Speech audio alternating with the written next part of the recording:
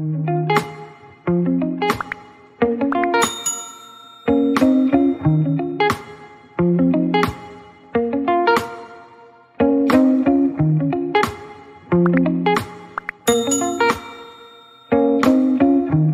kesempatan kali ini, kami akan menjelaskan mengenai Lily-Force Test.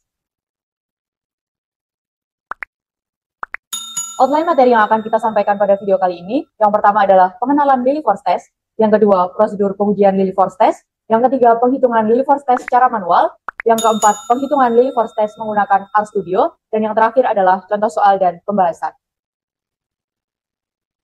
Sebelum masuk lebih jauh ke dalam materi, kita perlu mengenal apa itu Lily-Force Test. Jadi Lily-Force Test atau uji Lily-Force adalah uji yang digunakan untuk memeriksa kenormalan suatu peubah acak jika rata-rata dan varians populasi tidak diketahui.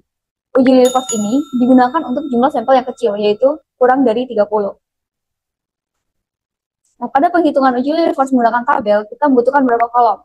Yang pertama, kolom X atau nilai data terurut, selanjutnya SX atau proporsi kumulatif, lalu Z atau Z-score, lalu Fx atau peluang nilai X bisa kurang dari sama dengan X kecil. Yang selanjutnya adalah mutlak dari selisih Fx dikurangi Sx. Selanjutnya untuk prosedur dari Lily-Force Test, yang pertama kita harus menentukan hipotesis, di mana H0 adalah data berdistribusi normal dan H1 adalah data tidak berdistribusi normal. Lalu yang kedua, kita menentukan tingkat signifikansi. Yang ketiga, kita menghitung statistik uji, yaitu L ada nilai maksimum dari mutlak Fx dikurangi Sx. 4 adalah menentukan wilayah kritis, di mana L lebih dari L tabel dengan parameter alpha dan n. Lalu yang kelima adalah menentukan keputusan, di mana tolak H0 apabila L lebih dari L tabel atau p-value kurang dari alpha.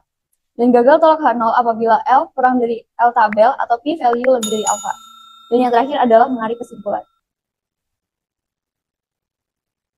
Nah, selanjutnya untuk tahapan menghitung Lily-Force Test. Yang pertama kita harus mengurutkan data dari yang terkecil ke yang terbesar, lalu menghitung Sx untuk setiap data observasi, lalu menghitung Z dan Fx untuk setiap observasi, dan yang terakhir adalah menghitung mutlak Fx dikurangi Sx, dan menghitung L max, L sama dengan maksimum dari mutlak Fx dikurangi Sx. Nah, pada kesempatan kali ini kita akan melaju untuk menerapkan prosedur-prosedur Lily-Force Test yang telah kita bahas pada slide sebelumnya. Nah, untuk yang pertama, ketika kita mempunyai contoh acak berukuran 6 dengan nilai pengamatan 11, 9, 7, 15, 12, dan 14, yang pertama kita harus mengurutkan datanya terlebih dahulu dengan urutan yang paling kecil hingga paling besar. Nah, datanya itu akan menjadi 7, 9, 11, 12, 14, dan 15. Untuk Sx, di mana Sx adalah I atau nilai amatan ke I, dibagi dengan N atau jumlahnya banyak data. Nah, untuk Sx yang pertama, karena I-nya 1, maka untuk X sama dengan 7, Sx-nya adalah 1/6 atau 1 I di sini, dan 6-nya adalah jumlah seluruh amatan. Nah, untuk X-nya sama dengan 9, kita bisa mendapatkan 2/6 dari I sama dengan 2 dan N sama dengan 6. Nah, begitu seterusnya, seperti X sama dengan 11, maka didapatkan X adalah 3/6 atau setengah. X sama dengan 12, Sx-nya didapatkan 4/6. Untuk X sama dengan 14, didapatkan Sx-nya 5/6. Dan untuk X sama dengan 15, didapatkan Sx-nya 6/6. Nah, karena tadi sudah dibahas sebelumnya bahwa Sx adalah peluang kumulatif, maka untuk di bawah sendiri pasti totalnya 1, atau di sini adalah 6/6. Nah, untuk selanjutnya kita akan menghitung Z-score untuk setiap amatan X, di mana Z itu merupakan nilai observasi atau X dikurangi dengan rata-rata data dibagi dengan standar deviasinya. Nah, dari data yang telah kita dapatkan sebelumnya, diperoleh bahwa rata-ratanya adalah 11,3 dengan standar deviasi 3,01. Nah, setelah kita masukkan satu per satu, misalkan kita memasukkan X sama dengan 7, maka X di sini 7, dikurangi dengan rata-ratanya 11,3, dibagi dengan standar deviasinya adalah 3,01, maka akan menghasilkan nilai Z-score sebesar minus 1,44. Nah, untuk angka selanjutnya, sudah seperti itu, bahwa X sama dengan 2, diperoleh Z-score minus 0,57, untuk X sama dengan 11, diperoleh Z-score minus 0,11, untuk X sama dengan 12, diperoleh Z-score 0,22, untuk X sama dengan 14, diperoleh Z-score 0,89, dan untuk X sama dengan 15, diperoleh Z-score 1,22.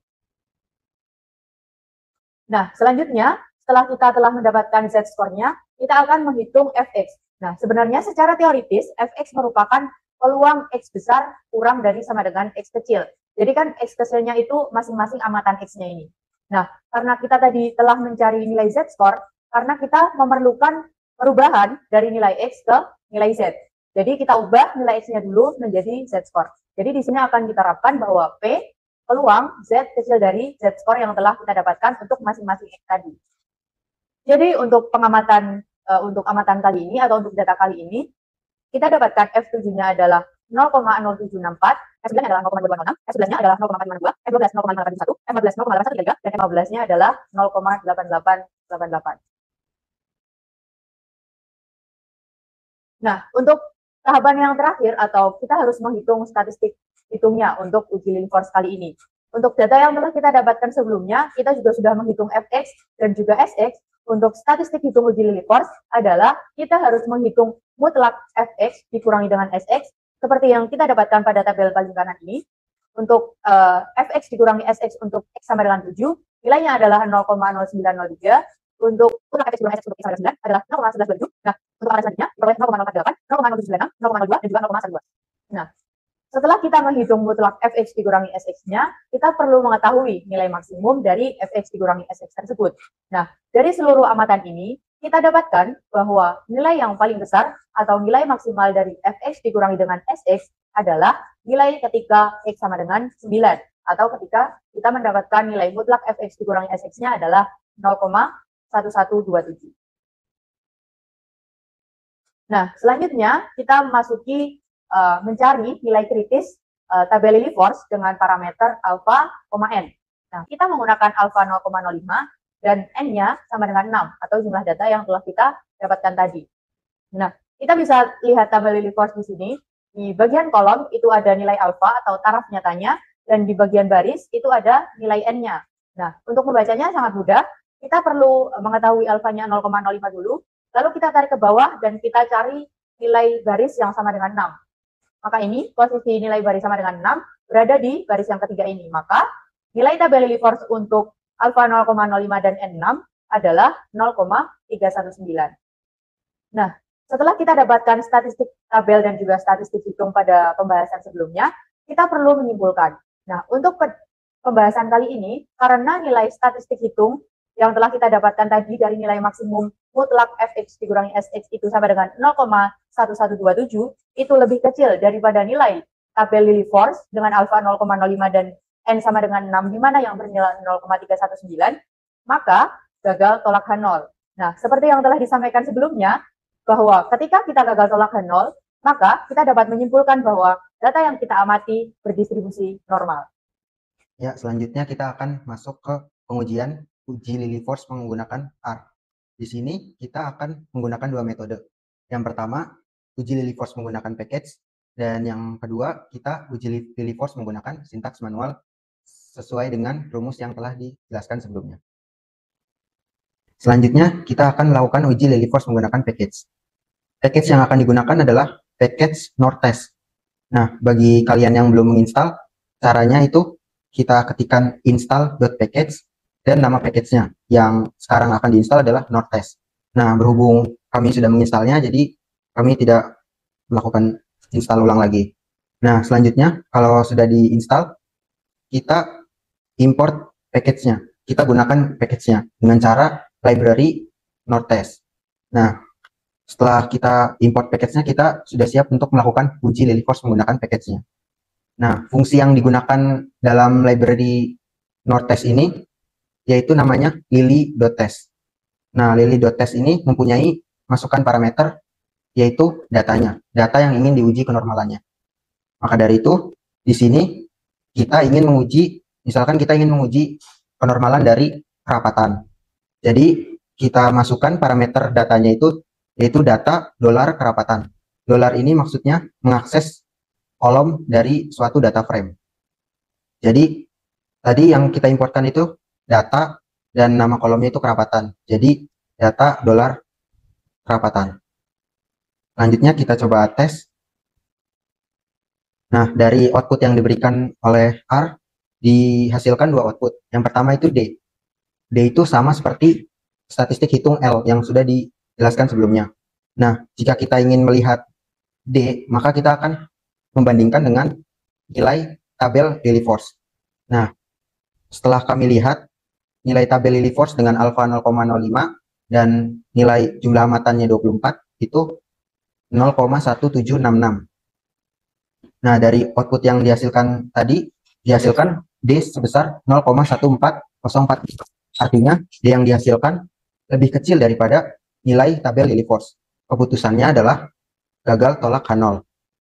Artinya data berdistribusi normal. Selanjutnya, jika kita ingin membandingkan p-value, maka yang akan kita bandingkan yaitu dengan alfa. Alfa yang kita gunakan adalah 0,05 dan p-value yang dihasilkan adalah 0,2548. Artinya p-value lebih besar daripada alfa. Maka keputusannya adalah gagal tolak H0. Artinya data yang kita uji berdistribusi normal. Selanjutnya kita akan melakukan uji Lillie Force menggunakan sintaks manual. Nah, pertama-tama kita membuat fungsi namanya hitung Lillie Force dengan parameter yaitu data yang ingin kita uji. Nah, sebelumnya kita buat vektor yang menampung hasil perhitungannya. Pada sebelumnya kan disediakan akan dihasilkan tabel yang memuat kolom-kolom ZI, FZI, SXI, dan gap itu sama dengan absolut dari selisih FZI dan SXI. Nah, caranya membuat vektor yaitu dengan sintaks vektor, terus length-nya itu panjangnya dari vektor tersebut. Nah, di sini kita panjangnya disamakan dengan panjang dari data yang diinputkan. Nah, setelah kita membuat vektor yang menampung hasil dari perhitungan, kita selanjutnya menghitung komponen yang akan diperlukan dalam perhitungan tabelnya. Yaitu yang pertama, kita hitung X-bar-nya dengan cara memanggil fungsi min dari datanya. Terus kita simpan ke dalam variabel X-bar. Terus SDEF itu untuk menyimpan standar deviasi dari datanya. Kita juga hitung jumlah amatannya dengan fungsi length dari data. Nah, sebelumnya juga disebutkan bahwa sebelum melakukan uji Lillie Force itu kita harus mengurutkan datanya. Untuk itu kita urutkan datanya terlebih dahulu menggunakan sort dan kita simpan hasil pengurutan datanya itu ke data frame baru yaitu sorted data. Selanjutnya, setelah kita menghitung komponen-komponen yang diperlukan, kita akan membuat tabel perhitungannya. Di sini kita lakukan perulangan mulai dari observasi 1 sampai observasi terakhir dari data. Pertama kita hitung ZI-nya, yaitu dengan cara data ke I-nya dikurangi X-bar dibagi standar deviasinya. Hal tersebut berulang sampai seluruh amatan. FZI yaitu peluang Z kurang dari Z-score. Nah, di sini kita gunakan fungsi binom untuk mencari peluangnya. Parameternya itu yang pertama nilai Z-nya. Yang selanjutnya kita spesifikasikan karena ini merupakan distribusi Z, maka min-nya kita masukkan 0 dan standar deviasinya sama dengan 1. Selanjutnya SXI yaitu merupakan peluang kumulatif didapat dengan amatan ke I dibagi jumlah datanya. Selanjutnya gap I yaitu merupakan selisih dari FZI dan SXI yang diabsolutkan.